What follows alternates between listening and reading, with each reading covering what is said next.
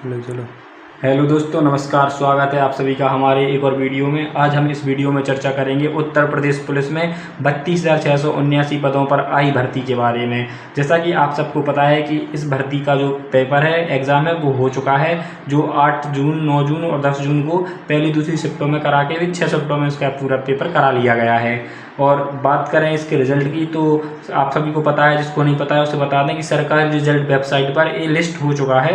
और जैसे कि मतलब पहले का ट्रेंडिंग देखा जाए सरकारी रिजल्ट के, तो जो लिस्ट हो जाता है उसके 10 दिन के अंदर अंदर उसका रिजल्ट आ जाता है। तो इसी तरह संभावना जताई जा रही है कि जुलाई के लास्ट वीक में या अगस्त के पहले वीक में हमें उत्तर प्रदेश पुलिस की तरफ से, उत्तर प्रदेश को जो बोर्ड है, एग्ज़ाम बोर्ड, उसकी तरफ से हमें दिख जाएगा रिजल्ट वहाँ पर।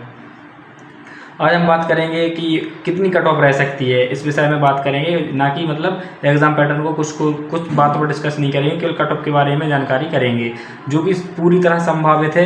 और मतलब इसमें ऐसा भी हो सकता है कि 2-4 अंक कम या 2-4 अंक ज़्यादा जा सकती है। और ये डिपेंड करेगा कि भर्ती बोर्ड के ऊपर। ये हमारी तरफ से केवल एक्सपेक्टेड कट ऑफ है। जो लोग बोल रहे हैं 250 प्लस जाएगी, 250 प्लस जाएगी, हाँ ऐसा हो सकता है, क्योंकि इसमें माइनस मार्किंग नहीं थी। क्योंकि पिछली बार भी 60,000 के आसपास पद थे, 60,244 के आसपास पद थे। उसमें भी अगर अनरिजर्व की, जनरल की देखी जाए तो 225 गई थी। और इसमें मतलब वैकेंसी भी लगभग आधी है और माइनस मार्किंग भी नहीं है, तो जिससे 25 अंक का आराम से फ़र्क पड़ सकता है, यानी 250 के आसपास जा सकती है। इसी विषय में आज हम डिस्कस करेंगे और हम बताएंगे कि ये मतलब कट ऑफ कितनी जा सकती है हमारे हिसाब से। और चूँकि बताएं कि मतलब ये सब जो कट ऑफ है ये सब मतलब मेल की रहेगी, फीमेल वाले हैं वो अगर कमेंट करेंगे तो उनके लिए अलग से कट ऑफ का वीडियो बना दिया जाएगा। तो बात करें 60,244 पोस्ट में 2024-25 में आई भर्ती के बारे में। इसमें उत्तर प्रदेश में मतलब जो भर्ती आई थी, इसमें अनरिजर्व बोलते, जो सामान्य वर्ग के लोग हैं, जनरल कैटेगरी बोलते, जैसे यूआर, उन लोगों की डीबीपीएसटी की 214 कट ऑफ लगी थी। ये डीबीपीएसटी के लिए कट ऑफ थी कि 214 नंबर, यानी 214 नंबर थी इसकी कट ऑफ। इसमें माइनस मार्किंग भी थी। और ईडब्ल्यूएस की देखें तो 187 कट ऑफ गई थी। 187 अपने आप में बहुत कट ऑफ थी उस टाइम पे, जब माइनस मार्किंग नहीं थी। और वो माइनस मार्किंग थी उस टाइम पे बहुत ज़्यादा कट ऑफ 187 और 214 मानी जाएगी। ओबीसी की बात करें तो ओबीसी की 198 देखने के लिए मिल गई थी हमें। और एससी की बात करें तो 178, और एसटी की बात करें तो 146 नंबर जिन लोगों को थे उनसे डीबी और क्या नाम डीबीपीएसटी करवा लिया गया था। इसके बाद यूआर की फाइनल देखें तो 225 गई थी सदा, और ईडब्ल्यूएस की देखें तो 209 हो गई थी, और ओबीसी की देखें तो 216 हो गई थी, एससी की हो गई थी 196 और एसटी की हुई थी 170। इसमें ये रॉ मार्क्स के आधार पर नहीं थी, इसमें बच्चों को 15 प्लस नॉर्मलाइजेशन मिला था बच्चों को। तो घबराने की बात बिल्कुल भी नहीं है कि मतलब ये रॉ मार्क्स हैं, बच्चों के इतने रॉ मार्क्स नहीं थे, ये नॉर्मलाइजेशन के बाद की बात है। और मैंने देखा था कि इस वैकेंसी में बहुत से जो बड़े बड़े योद्धा थे, जिन लोगों के अच्छे खासे नंबर थे, वो लोग डीबीपीएसटी में बाहर हुए थे, क्योंकि डीबीपीएसटी में हाइट नपती है, और हाइट एक बहुत मेजर पॉइंट होता है टॉपर बच्चों का, जिनकी हाइट अक्सर कम ही होती है। और वहाँ पे अगर फिक्स हाइट भी रही तो भी वो बाहर कर देते हैं, इसमें थोड़ी बहुत हाइट ज़्यादा ही चाहिए होती है। तो घबराने की बात बिल्कुल भी नहीं है। अपना नॉर्मलाइजेशन 15 तक हुआ था उस शिफ्ट में, इसमें तो माइनस मार्किंग भी नहीं है। तो आशा जताई जा रही है 18 से 20 नंबर तक नॉर्मलाइजेशन आराम से मिल जाएगा, क्योंकि बच्चे क्वेश्चन ज़्यादा अटेम्प्ट करेंगे तो सब लोगों का मतलब एक कुरेशी कम रहेगी। तो 18 से 20 नंबर नॉर्मलाइजेशन आराम से बात मिल जाएगा। बात करें नॉर्मलाइजेशन, मैं ये नहीं कहता कि कौन सी शिफ्ट हार्ड है, कौन सी शिफ्ट ईजी है, क्योंकि जो बच्चे बैठते हैं सबकी कठिन होती हैं, सबकी सरल होती हैं। शिफ्ट पैटर्न एक जैसा रहता है, पेपर आयोग बनाता है, लेकिन जो पहले वाले रहते हैं, जैसे 8 तारीख की फर्स्ट शिफ्ट, 8 जून की फर्स्ट शिफ्ट में जो पेपर हुआ था, उस टाइप के बच्चों के लिए ब्लाइंड स्पॉट माना जाता है उस दिन को, क्योंकि उन्हें नई पैटर्न का पता नहीं होता है, उन्हें एग्जाम कैसा आएगा नहीं पता रहता है, कौन से क्वेश्चन एक्स्ट्रा डाले जाएंगे वो नहीं पता होता है। जैसा कि इस बार देखने को मिला है कि मैथ के क्वेश्चन कम थे, कुछ रीजनिंग में ज़्यादा दे दिए गए थे, तो उन्हें नहीं पता था ना।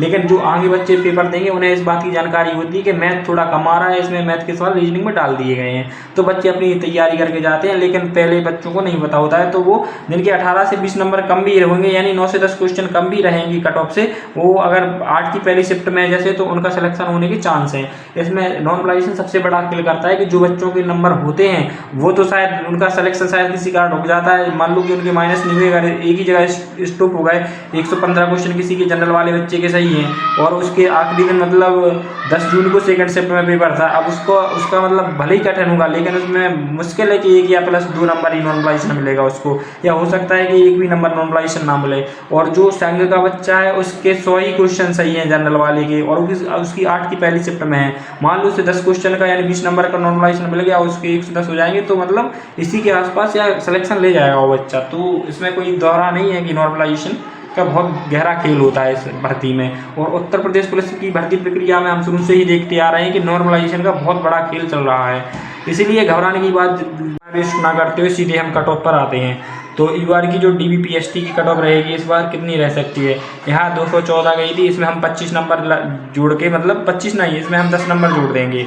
है 214 से हो जाएगी ये कितनी, 224 या 225 समझ लो, 225 समझ लेंगे हम यहाँ पे इसमें अपन। और इसमें भी अपन ऐसे ही करके 20-20 नंबर, मतलब 10-10, 15-15 नंबर जोड़ देंगे। इसमें भी अगर EWS की 187 गई थी, तो इस बार इसकी जाने की संभावना है। इससे कितनी कम गई थी? इससे काफ़ी इस बार से काफ़ी कम गई थी, तो इससे भी काफ़ी कम जाएगी। यहाँ पे मुश्किल से मुश्किल ये 205 के आसपास DBPST की जा सकती है।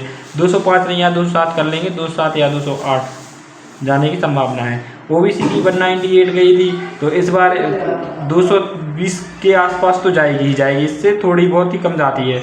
और SC की बात करें तो SC की EWS के बराबर ही जाएगी, लगभग 210 के आसपास, 208 ही यहाँ पे मान लेंगे। ST की बात करें तो ST की कितनी जाएगी? और यहाँ फाइनल कट ऑफ की बात करें तो जनरल वालों की 125 क्वेश्चन के आसपास, 250 के आसपास चली जाएगी, क्योंकि मतलब माइनस मार्किंग नहीं है, तो फाइनल 250 ही जाएगी। ये कड़वा सत्य है बिल्कुल। EWS की बात करें तो यहाँ पर 235 नंबर इनके बन रहे हों, 236 समझ लो, 118 क्वेश्चन इनके बन रहे हों, उनका सिलेक्शन आराम से हो जाएगा। OBC की बात करें तो इनकी भी जनरल से थोड़ी बहुत ही कम रहती है, तो इनके भी चांस 243 के आसपास बन जाएंगे। 240 से 45 उसके नंबर है, उसका आराम से हो जाएगा। और SC की बात करें तो SC की थोड़ी बिलात कम जाती है इन लोगों से, तो इनकी जाएगी 220 के आसपास, 220 पर इनका आराम से हो जाना चाहिए। ST की बात करें तो ST की 210 प्लस इनका, इतने पे फाइनल सिलेक्शन हो जाएगा। और आप सब कमेंट करके बता दीजिए आपके कितने नंबर हैं। ये तो मेरे हिसाब से इतनी जा सकती है, बाकी आप लोग मतलब कमेंट करके हमें बताएं। और वीडियो सुनने के लिए धन्यवाद। चैनल को लाइक करें, सब्सक्राइब जरूर करें। Thank you.